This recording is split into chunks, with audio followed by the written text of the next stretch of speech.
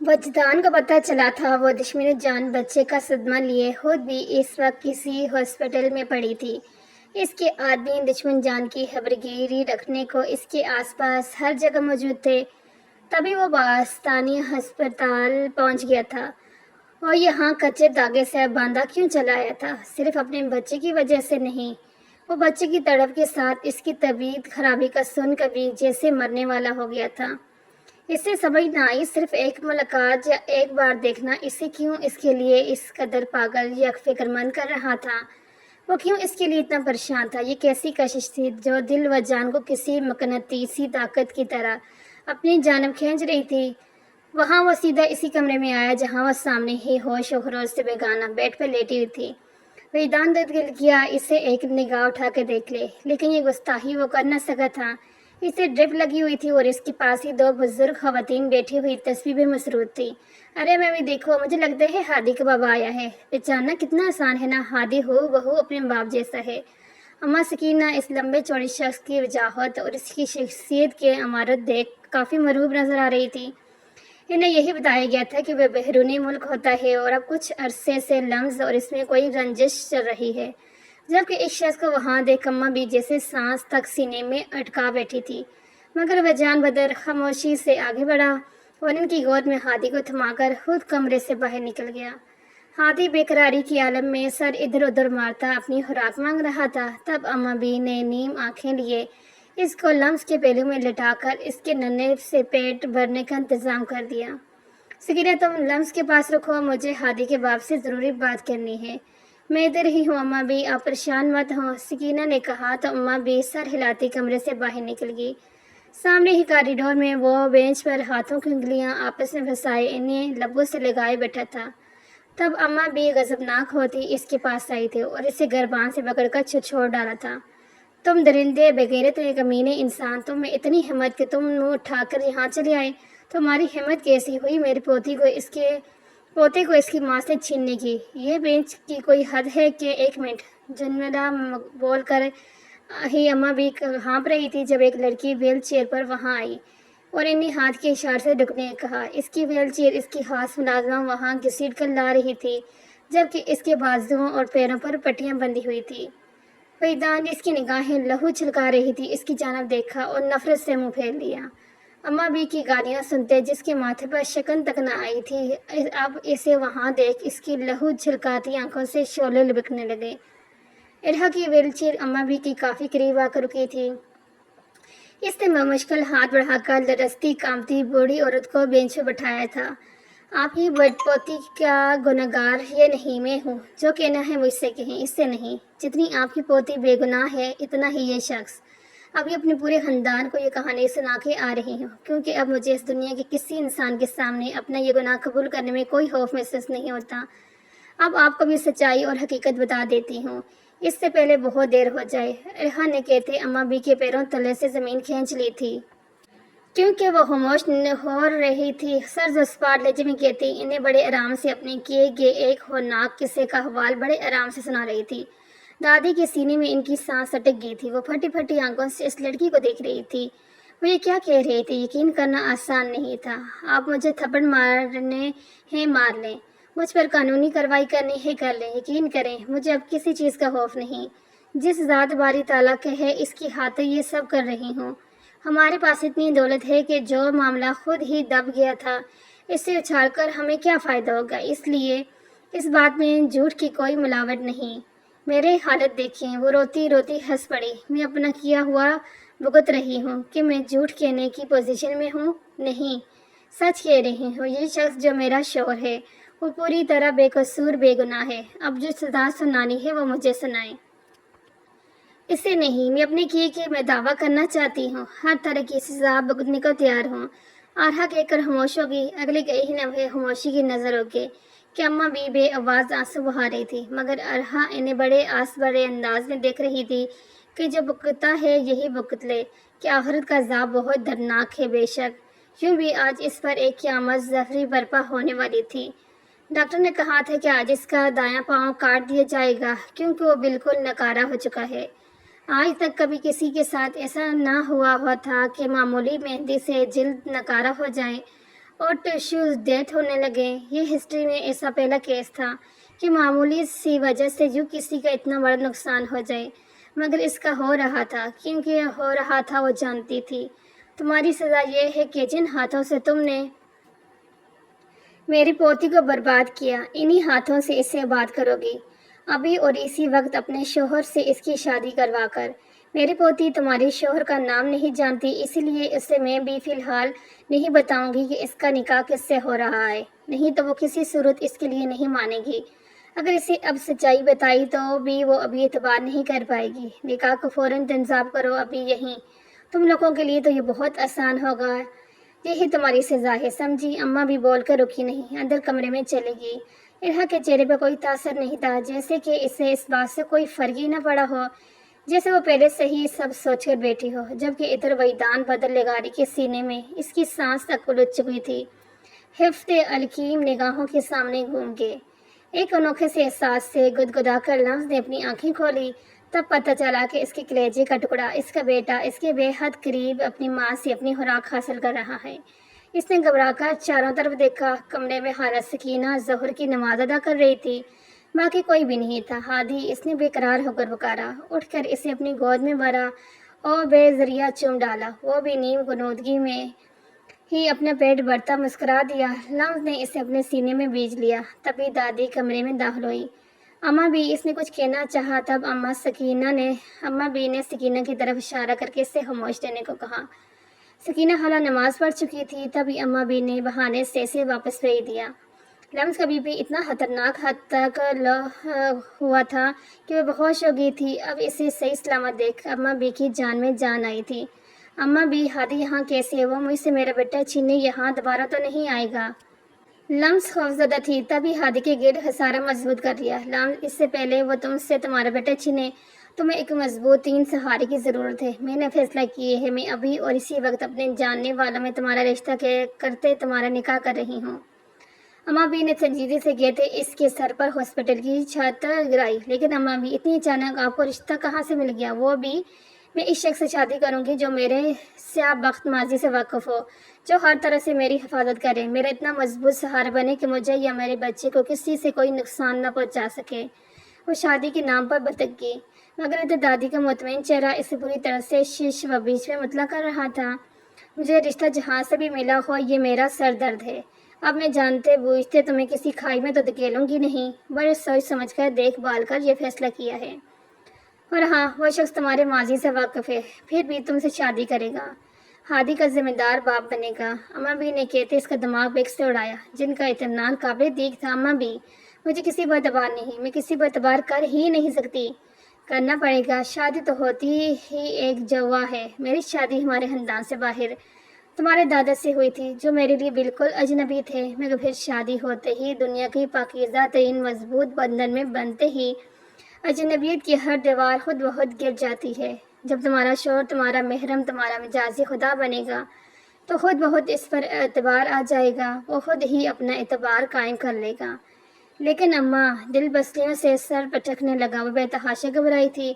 अगर मेरे फैसले से इख्तलाफ है तो इनकार कर सकती हो लम्स, तुम्हें इख्तियार है। अम्मा नीम लहजे में बोली तो वो तड़प उठी। नहीं अम्मा भी, मुझे कोई इतराज़ नहीं। इसने आस्तीगी से कहते खुद को किस्मत के दायरे पर छोड़ दिया। अगर अल्लाह ताला ने इसकी किस्मत में किसी को लिख दिया है तो वो कौन होती है इनकार करने वाली? अम्मा भी बाहर गई और फिर तकरीबन एक घंटे में मौलवी साहब के हमरान वजदान के वालिदैन और गवाहों के तौर पर अस्पताल के डॉक्टर्स कमरे में दाखिल हुए। आलिया बेगम लम्स के पास आई और नरमी और मोहब्बत से इस लड़की के सर पर हाथ रखा, जो उनके बेटे की वजह से अपनी जान पर इतनी अजाब झेल चुकी थी। लम्स, बेटा, ये तुम्हारे दुल्हे के वालिदैन हैं, अम्मा बी ने कहा तो इसने सुर्ख लबों से फंस फंस कर सलाम अदा किया और बुरी तरह वहशतज़दा सी थी। दिल बुरी तरह से धड़क रहा था। कुछ मौलवी साहब इनसे निकाह की इजाज़त ले रहे थे। इसने दादी का ज़ईफ़ हाथ मजबूती से अपने हाथ में दबा लिया। दादी ने दूसरा हाथ इसके सर पर रखा। बहुत मुश्किल था यूँ किसी अजनबी को अपनी ज़िंदगी, अपना वजूद, अपना आप सौंप देना, अपना एतबार सौंप देना, जैसे वह जानती तक न थी, ना इस अनजान को अभी तक देखा था। इसने पूरे होश व हवास में एक अनजान शख्स को अपने तमाम जुमले हकूक पूरी तरह से सौंप दिए थे। दादी ने फर्द जज्बात से इसका माथा चूमा और वो दोनों बुरी तरह रो दिए। وہ وحیدان بدرلگاری کے ساتھ ایک پاکیزہ بندھن میں بن گئی تھی۔ اس کا جس کے ساتھ نکاح ہوا تھا، اس کا پورا خاندان یہاں موجود تھا، سوائے اس کے کہ وہ خود۔ یہ بات لمس کو بری طرح سے چبھی تھی۔ دل میں ہزار طرح کے وسوسے سے سر اٹھانے لگے۔ بیٹا، میں نے ڈسچارج پیپرز بنا لیے ہیں، تو گھر چلیں۔ بدرلگاری نے اس کے سر پر ہاتھ رکھتے کہا تو وہ بری طرح چونکی تھی۔ اس نے سوالی نگاہ سے دادی کی جانب دیکھا۔ یہ وحیدان کا فیصلہ ہے کہ وہ ابھی آپ کو اپنے گھر میں چاہتا ہے۔ آپ کی دادی بھی ہمارے ساتھ چل رہی ہیں۔ مان تو نہیں رہی تھی، لیکن ہمارے بیٹے نے یہ ماؤنٹ ایورسٹ بھی سر کر ہی لیا۔ آپ لوگوں کا ضروری سامان ملازمین اٹھا لائیں گی تو فکر کی کوئی بات نہیں۔ یہ بیبی کو ذرا دادا کی گود میں پکڑا دیں۔ اب بدرلگاری نے شفقت بڑے لہجے میں کہتے ہادی کو اپنے گود میں بھرا تو وہ حیران نگاہ سے اس ہینڈسم بزرگوں کو دیکھنے لگی جو ہادی پر پیار کی برسات کر رہے تھے۔ یہ منظر دیکھ کر لمس کی آنکھوں میں آنسو آ گئے تھے۔ دل میں شکر ادا کیا کہ سسرال والوں نے اس کے بچے کو دل سے قبول کر لیا۔ وہ لوگ ہاسپٹل سے نکلے اور بدرویلا میں چلے آئے۔ لمس نے حیران نگاہوں سے اس محل نما بنگلے کو دیکھا تھا جس کا نقشہ آگے پیچھے بالکل ایک جیسا تھا۔ سمجھ نہیں آ رہی تھی فرنٹ کون سا ہے یا بیک کون سی ہے۔ گاڑی طویل ترین ڈرائیو سے گزر کر ایک بہت بڑے گلاس ڈور کے آگے آ کر رکی۔ عالیہ بیگم کی گود میں ہادی تھا۔ بدرلگاری نے بردانہ شفقت کے زیر اثر لمس کو کندھے سے تھام رکھا تھا۔ اس نے حیران نگاہوں سے دادی کی جانب دیکھا تو انہوں نے آنکھوں میں سے تسلی دی۔ بیٹا، جس کو مت، یہ اب تمہارا اپنا گھر ہے، بالکل رعب سے سر اٹھا کر یہاں قدم رکھو۔ بدرلگاری نے اس کے کان میں آستگی سے کہا تو اس نے نگاہیں جھکائی۔ اسباب نے سر ہلایا۔ وہ لوگ اندر آئے تو سامنے ملازمین کی فوج بالکل الرٹ کھڑی تھی۔ انہوں نے بدرلگاری سے پوچھ کر ڈائننگ ٹیبل پر دوپہر کا کھانا چن دیا۔ ان لوگوں نے خوشگوار ماحول میں کھانا کھایا۔ زیادہ تر دادی ہی ان سے بات چیت کر کے اپنے خاندان کا تعارف کرواتی رہی۔ وہ دونوں میاں بیوی ہادی کو ڈھیر سارا پیار کر کے کھانا کھا کے جانے لگے تو لمس کو حیرت کا جھٹکا سا لگا۔ آپ لوگ کہاں جا رہے ہیں؟ عالیہ بیگم ہنس دی۔ ارے بیٹا، یہ تو وحیدان کا پرسنل ویلا ہے، ہم لوگ تو الگ گھر میں رہتے ہیں۔ وہ شروع سے اپنی پرائیویسی کو لے کر کچھ زیادہ حساس ہے، اسی لیے ہی کبھی فارم ہاؤس تو کبھی ادھر رہتا ہے، ہفتے میں بس ایک دن ہماری طرف رہ لیتا ہے۔ تم دونوں کی نئی شادی ہوئی ہے تو گھومو پھرو، ایک دوسرے کے ساتھ زیادہ سے زیادہ وقت گزارو، یہی دن ہوتے ہیں انجوائے کرنے کے۔ ہم لوگ اس کی پرائیویسی میں دخل انداز ہوں گے تو وہ زمین آسمان ایک نہیں کر دے گا۔ عالیہ بیگم نے انتہائی معنی خیزی سے کافی بے باک بری باتیں کہی تو اس کے کانوں سے دعائیں نکل آئی۔ چہرہ پل میں سرخ پڑ گیا۔ اس کا ماتھا چوم کر وہاں سے نکل گئے تو دادی کی جانب متوجہ ہوئی۔ دادی، یہ لوگ کون ہیں اور اتنی اونچی گھر میں میرا رشتہ کیسے ہو گیا؟ وہ ہنسی ہوئی اسی لمحے چہلا کر بولی۔ اماں بھی بہت زیادہ مطمئن تھی، وہ اس لیے کہ انہیں ایک تو وحیدان کی سچائی معلوم ہو چکی تھی، دوسرا اس لڑکی کی آنکھوں میں انہیں حیا، غیرت اور سچائی نظر آئی تھی۔ اس نے جس احترام سے انہیں ٹریٹ کیا تھا، جس ادب سے یہاں رہنے پر قائل کیا تھا، تو اماں بھی کو اعتبار آ چکا تھا کہ یہاں ان کی پوتی کا مستقبل انشاءاللہ بہت روشن ہے۔ دادی نے بے نیازی سے کندھے اچھائے۔ تمہارا نصیب یہیں جڑا تھا جو تمہیں یہاں کھینچ لایا۔ میرے جاننے والے لوگ ہیں، میں نماز پڑھ لوں، ظہر کافی لیٹ ہو گئی ہے، انہوں نے کہا اور ملازمہ کے میت نے ایک کمرے کی جانب رخ کیا اور اب ہادی کی گود میں لیے وہی خنکوں کی طرح بیٹھی رہی۔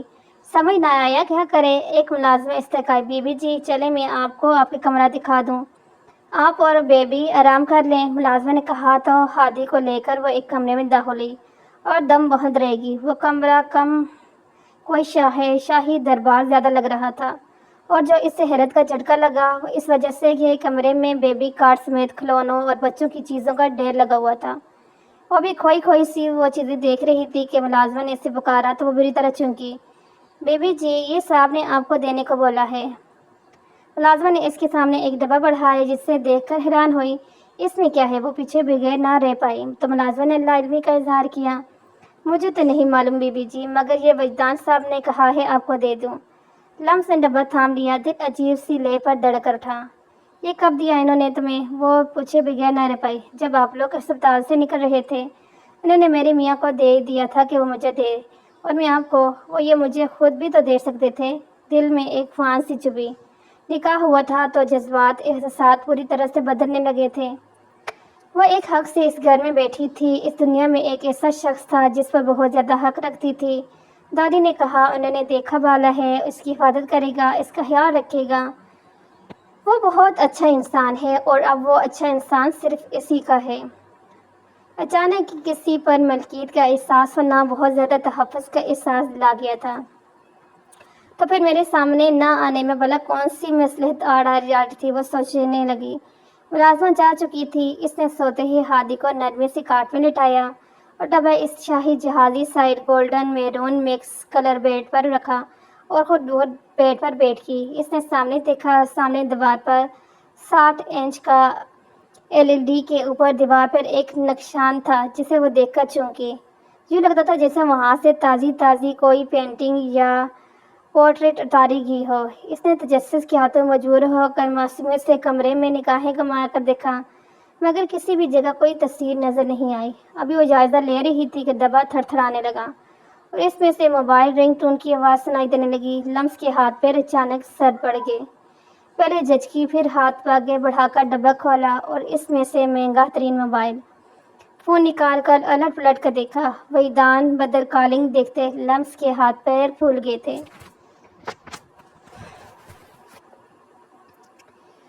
اس کی دادی اپنا فیصلہ سنا کر جا چکی تھی۔ وہ پتھر بنا اپنی جگہ پر بیٹھا رہا، چہرہ بے تاثر، مگر دل میں جذبات کا طوفان اٹھنے لگا۔ تب وحیدان بدر لگاری کو بڑی شدت سے احساس ہوا کہ وہ تو شروع دن سے بلکہ پہلے سے اس نازک سی جادوگرنی کی دلفریب روح پر سی خوشبو کا اسیر ہو چکا ہے۔ یہ تو طے تھا کہ وہ اس کے علاوہ کسی اور کا نہیں ہو سکتا تھا۔ اگر ہونا ہوتا تو اب تک اپنی بیوی، اپنے محرم ارخا وحیدان بدر لگاری کا ہو چکا ہوتا۔ وہ لمز سلطان کے علاوہ کسی کا نہیں ہو سکتا، وہ بھی صرف میری ہے۔ میرے جذبات اور احساسات کی ڈوری اسی کی نازک ذات سے بندھے ہیں جو چاہ کر بھی آج تک نہیں ٹوٹ پائے۔ یہ ان کے درمیان کیسا بندھن تھا کہ نہ اب تک کسی کی ہوئی پائی، نہ وحیدان کسی کا۔ اس نے اپنے دل کو ٹٹولا، دل کی دھڑکتی پر لمز سلطان نامی کونبل پھوٹی ہوئی تھی۔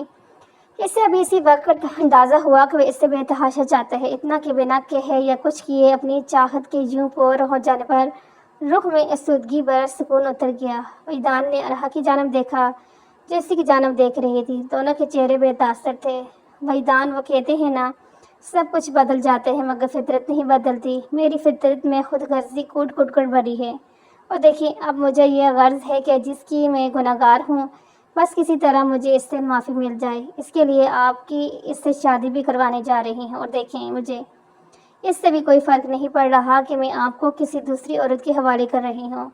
جانتے ہیں کیوں؟ کیونکہ آپ میرے کبھی تھے ہی نہیں، آپ تو ہمیشہ اسی کے تھے۔ آپ نے خود کو سنبھال کے رکھا، آپ نے جس کے ہونا تھا اس کے ہو گئے، اور آج ہمیشہ کے لیے اس کے ساتھ ایک پاک بندھن میں بندھ جائیں گے۔ اور یہ کہتی ہچکیوں کے ساتھ رو رہی تھی۔ وحیدان نے ایک افسوس بھری نظر اس پر ڈالی تھی۔ ارحا کی موجودگی میں اس کا نکاح لمز سے ہوا۔ نکاح ہوتے ہی دل کو یوں سکون آیا تھا جیسے صدیوں کے چلتے کسی تھکے ہارے مسافر کو راہ منزل کا نشان مل گیا ہو۔ وہ ارحا کو ہسپتال چھوڑ کر آیا تو وہ بھی لمز لوگوں کے پیچھے گھر ہی چلا آیا تھا۔ وہ بیقرار ہوا تھا یہ سوچ کے کہ اس کے سامنے کیسے جائے، مگر اس مسئلے کا فی الحال ایک حل نکالا کہ اس کے سامنے نہیں جا سکتا تھا مگر اس دشمن جان سے بات تو کر سکتا تھا نا۔ وہ فون پر یقیناً وحیدان کی آواز نہیں پہچان پائے گی، تبھی ایک فون کا ارینج کروا کر اپنے ڈرائیور کو دیا تھا جو اس تک پہنچا چکا تھا، کیونکہ اب وہ اسی گھر کے دوسرے پورشن میں بیٹھا لیپ ٹاپ پر اس کی ایک ایک حرکت دیکھ رہا تھا۔ وہ کیمرہ دیکھ کر حیران ہوئی تھی اور پھر وہ ڈبہ پکڑتے ہوئے اس کے منموہی معصوم چہرے پر سوچ کی پرچھائیاں تھیں۔ یقیناً وہ سوچ رہی ہوگی کہ فون وہ خود بھی تو دے سکتا ہے اسے۔ تبھی اس کی گہری سانس خارج کی اور ادھر ادھر دیکھ رہی تھی، شاید کمرے میں کوئی فوٹو یا تصویر ڈھونڈ رہی تھی جس پر وحیدان کا دل کانوں میں دھڑک اٹھا۔ تبھی اس نے گہری سانس لیتے فون پر اس کو دیا گیا نمبر ملایا۔